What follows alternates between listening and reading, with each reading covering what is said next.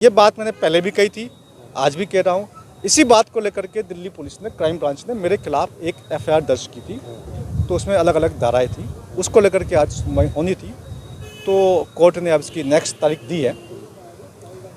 Next तारीख जो है 17 फरवरी 2023 की है। इसके साथ में एक केस और था, हमने इसी के अगेंस्ट में केस किया हुआ है और हमने कहा कि जो पुलिस की जो धाराएं लगी हुई गलत है और जो बात हम कह रहे हैं वो बात सही है।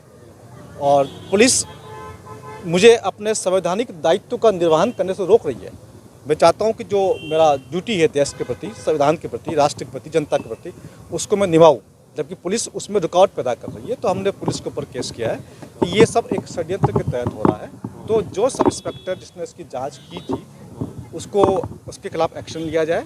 सीनियर अधिकारी पुलिस के, उनके खिलाफ एक्शन लिया जाए।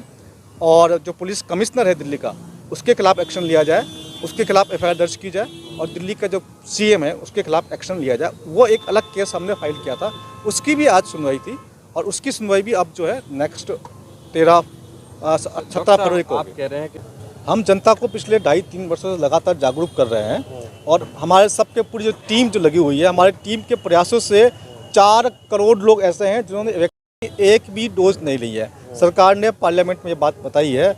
हमारी टीम ने जो लोगों को जगाया है उससे 4 करोड़ लोग जागे हैं, उन्होंने एक भी डोज नहीं ली है। और 16 करोड़ लोग ऐसे हैं जिन्होंने केवल एक डोज ली है, उनको एक डोज के बाद सत्य का मालूम चला है। तो देश में धीरे धीरे लोग जागरूक हो रहे हैं। सरकार चाह रही है बूस्टर लो, लेकिन लोग बूस्टर अब नहीं ले रहे हैं, है ना।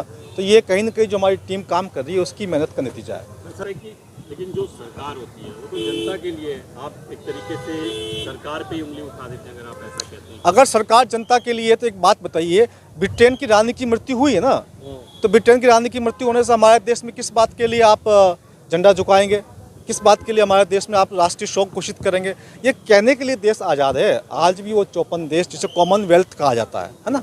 कॉमनवेल्थ का हिंदी में नाम क्या है? राष्ट्रमंडल। अच्छा, कॉमनवेल्थ का जो शब्द का मतलब क्या होता है? कॉमन, सामूहिक, वेल्थ मतलब संपत्ति, सामूहिक संपत्ति, इसका मतलब होता है सामूहिक संपत्ति। अब मान लीजिए आपके पास 100 करोड़ रुपया है और मान लीजिए मेरे पास 1 करोड़ रुपया है और मैं कहता हूँ आप सब आ जाओ हम सामूहिक संपत्ति कर देते हैं। यही गेम चल रहा है। ब्रिटेन ने यही गेम खेला है। खुद के पास कम संपत्ति थी, दुनिया के देशों के पास ज़्यादा संपत्ति थी, उनको मिला लीजिए हमारी कॉमनवेल्थ है। और हिंदुस्तान में लोगों को बेवकूफ़ बनाया गया कि कॉमनवेल्थ का जो हिंदी है वो राष्ट्रमंडल है। वो राष्ट्रमंडल नहीं है, वो सामूहिक संपत्ति ही है। और ये देश को लूटने का काम अभी भी जारी है। देश अभी भी गुलाम है। जो पश्चिम के देश तय करते हैं वही हमारे देश को नियम कानून लागू करने पड़ते हैं। हमारी सरकारें उनका एजेंट बनकर काम करती है। आरोप कैसे लगा सकते हैं? देश में केंद्र में एक सशक्त सरकार बैठी है, तो आप कह रहे हैं कि देश अब भी गुलाम है। मोदी जी पर भरोसा नहीं है? सशक्त सरकार बैठी हुई तो देश का झंडा क्यों चुका हुआ है? ब्रिटेन की रानी की मृत्यु पर भारत के अंदर शोक क्यों मना रहे हैं लोग? किस बात का शोक मनाया जा रहा है? वो हमारी दुश्मन थी, देश की दुश्मन थी। देश की दुश्मन में मृत्यु होती तो खुशी होती है, गम मनाया जाता है। ये इस बात का सबूत है कि वो जो कहते हैं वही हमें करना पड़ता है। ये मजबूरी है। आप देखिए कि पूरे कोरोना काल के अंदर जो प्रधानमंत्री जी बिल गेट्स से बात करते थे, हमने प्रधानमंत्री जी को 50 मेल किया, हमारे मेल का तो जवाब नहीं मिला, लेकिन बिल गेट्स से चर्चा कर रहे हैं। बिल गेट्स तो डॉक्टर तो भी तो नहीं है ना। अगर डॉक्टर होते तो बात समझते कि एक डॉक्टर से चर्चा हो रही है, तो एक कंप्यूटर इंजीनियर से बात कर रहे कि कोरोना को कैसे रोका जाए। तो ये आप समझ सकते हैं कि किस प्रकार से देश का मुखिया, है ना, जब देश का मुखिया ही जब विदेशी ताकतों से मिल जाए तो फिर तंत्र सारा कुछ कर नहीं पाता है। तो आप आरोप लगा रहे हैं कि मोदी जी विदेशी ताकतों से मिले हैं? मोदी जी विदेशी ताकतों से मिले नहीं, विदेशी ताकतों द्वारा स्थापित किया गया व्यक्ति है। ये एक एजेंट के तौर पर काम कर रहा है और निश्चित तौर से इसके तथ्य और प्रमाण मौजूद। क्या लगता है देश अभी सुरक्षित हाथों में नहीं है? जैसे अभी मैंने आपकी चर्चा सुनी कि जिक्र किया जा रहा था कि देश द्वारा गुलाम बन सकता है, तो ये बात सही है? देश तो ऑलमोस्ट गुलाम बन चुका है। इसमें थोड़ी बहुत जो कमी होगी बात अलग है। बाकी पूरी तरह से दुनिया के जो तंत्र है, जिसे न्यू वर्ल्ड ऑर्डर कहते हैं, तो कुछ विश्व के ताकतें हैं, उनके हाथों में देश को गिरवी रखा जा चुका है। आज जो फैसला करना होता है वो करता है। आप देखिए देश पे कितना कर्जा हो चुका है। अभी आप बोलेंगे जी मोदी जी जो है बड़ा अच्छा काम कर रहे हैं। पिछले 8 वर्षों में जितना कर्जा देश में लिया गया उतना 60 वर्षों में नहीं लिया गया। उससे अधिक कर्जा तो मोदी साहब ने 8 वर्षों में ले लिया। तो जो कर्जा जो होता है वो क्या होता है? वो एक गुलामी की तो है।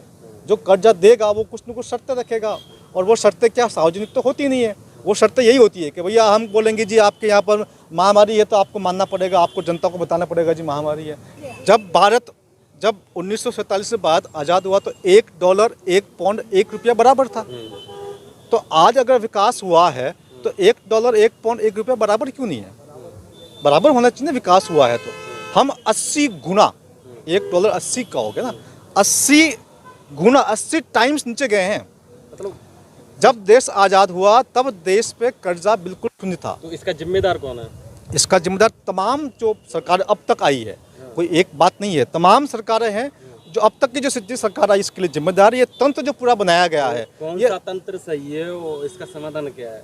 देखिए, ये तंत्र बदलेगा। तो सरकार तो आएंगी, फिर बीजेपी हटेगी और कोई सरकार आएगी, वो सरकार आएगी, तमाम तीसरा विकल्प आएगा। इसमें दो तरीके से समाधान होगा। एक तो समाज के स्तर पर समाधान होगा और एक सत्ता के स्तर पर समाधान होगा। समाज के स्तर पर जो समाधान होगा वो स्थायी होगा, वो हमेशा के लिए रहेगा। वो हमारी पहली प्राथमिकता है।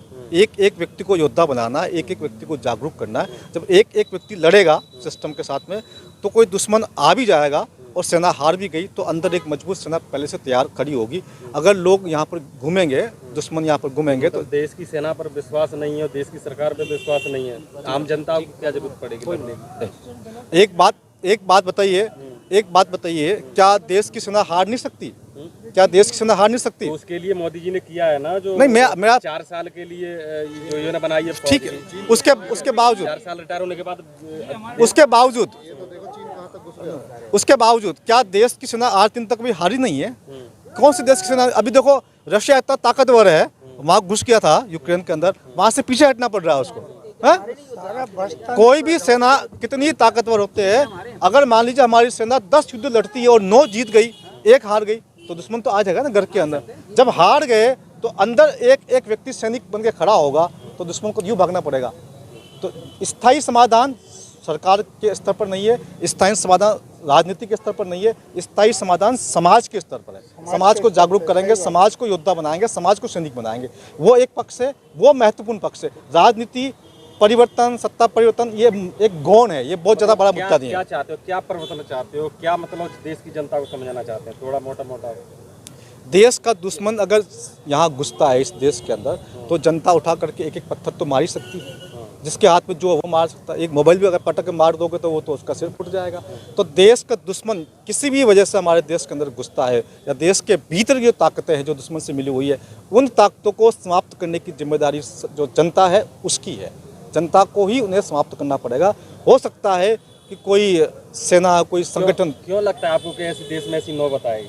हाँ, क्या देखिए, बताइए, हमारा देश गुलाम हुआ या नहीं हुआ? ये साबित है, सत्य है, हमारा देश कई बार हुआ है। ऐसी क्या कमी थी कि देश गुलाम हुआ है? बार बार देश गुलाम क्यों होता है? हम बार बार आज़ाद कराते हैं, फिर गुलाम हो जाते हैं, फिर आज़ाद कराते हैं। इसका मतलब कहीं ना कहीं तो कमी है, और वो कमी समाज के स्तर पर है, वो कमी नागरिकों के स्तर पर है। उस कमी को दूर करना ही हमारी प्राथमिकता है, और उसी को हम लड़ रहे हैं। ये जो हमारा मोदी जी का जो बयान है, वो आपने सवाल पूछ लिया तो मोदी जी का बयान बीच में आ गया। चाहे मोदी जी हो, चाहे मनमोहन सिंह जी हो। मनमोहन सिंह जी की जो 30 साल की जो आर्थिक नीतियाँ थी, वो विदेशों के द्वारा जारी की गई नीतियाँ थी। तो सारे के सारे प्रधानमंत्री, सारे का सारा सिस्टम बिका हुआ है। ये देश पूरा बिक चुका है। इसको बचाने के लिए अब जनता को ही आगे आना पड़ेगा। सर, आप पे जो है तमाम धाराएं लग गई हैं, आप आज पटियाला कोर्ट भी आए हुए हैं, आगे भी आपको तारीख मिली है। यूट्यूब से भी, फेसबुक से, जैसा आपने खुद कहा, वहाँ से भी आपका वीडियो कहीं डिलीट कर दिया जाता है। कम्युनिटी गाइडलाइन भी आती है चैनल के ऊपर। कैसे आप लड़ोगे सिस्टम से, जिस सिस्टम को आप कह रहे हो कि हम लड़ेंगे? इतना बड़ा सिस्टम है, बहुत लोग आए गए। देखिए, सिस्टम हिंदुस्तान का तो खराब हुआ ही है, इसके साथ साथ दुनिया का भी सिस्टम खराब हुआ है। जिस अमेरिका की हम बात करते हैं, वो अमेरिका भी कर्जे के अंदर है। हिंदुस्तान के अंदर हम कहते हैं ना भाई, 80,000 रुपया प्रत्येक व्यक्ति के ऊपर कर्जा है, तो अमेरिका के अंदर $80,000 प्रत्येक व्यक्ति का कर्जा है। दुनिया का सबसे ज़्यादा कर्जदार देश अमेरिका है ना। तो दुनिया के बहुत सारे देश, अब ये सवाल ये उठता है कि अमेरिका भी कर्जदार है, तो कर्ज देता कौन है? कोई ना कोई तो कर्ज देता होगा ना। वो जो कर्ज देने की जो संस्था है, वो इस पूरे विश्व को गुलाम बनाना चाहती है, और पूरे विश्व की जनता को अब ये बात मालूम चल चुकी है। चाहे वो अमेरिका हो, चाहे यूरोप हो, चाहे चीन हो, सब के सब चाहते हैं कि पूरे वैश्विक स्तर पर एक परिवर्तन हो। अब जो परिवर्तन होगा पूरे वैश्विक स्तर पर होगा। पूरे विश्व के लोग जागरूक हो चुके हैं, और जब लोग एक साथ जागरूक हो जाते हैं तो एक तरफ 800 लोग हैं और एक तरफ 800 करोड़ लोग हैं। तो 800 जीतेंगे या 800 करोड़ जीतेंगे? जीत हमारी होगी, हम ही जीतेंगे।